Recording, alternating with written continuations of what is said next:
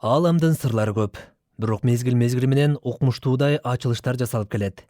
Бул жолку ачылыш алыскы космостогу эки кара тешиктин тагдырын көрсөтөт.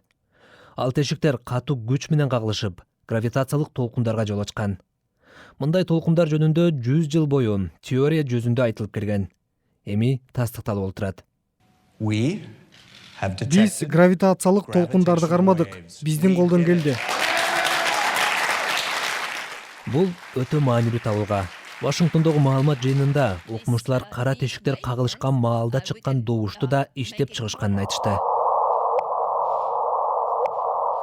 Ачылыштын кызыктуу жактарынын бири. Биз ааламды көрүп гана тим болбостон, эми добушун да уга алабыз.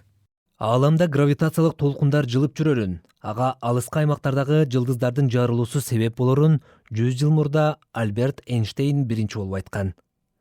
Бул толкундар жарыктын ылдамдыгы менен таралып, космостун чоюлушуна же кысылышына себепчи болот.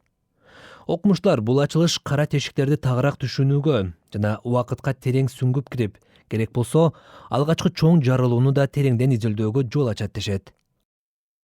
АКШнын эки башка бурчундагы эки ири детектор бул ачылышты жасады. 4 чакырымга созулган түтүктөр лазер нурлары аркылуу космостогу майда термелүүнү да кармай алат. Соңку табылганы кубаттагандардын арасында Стивен Хокинг да бар.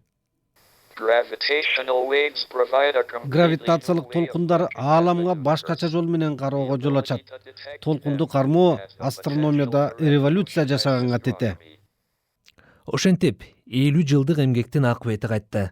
Гравитациялык толкундар жаңы түшүнүүгө алып келүүдө. Бирок бул башталышы гана.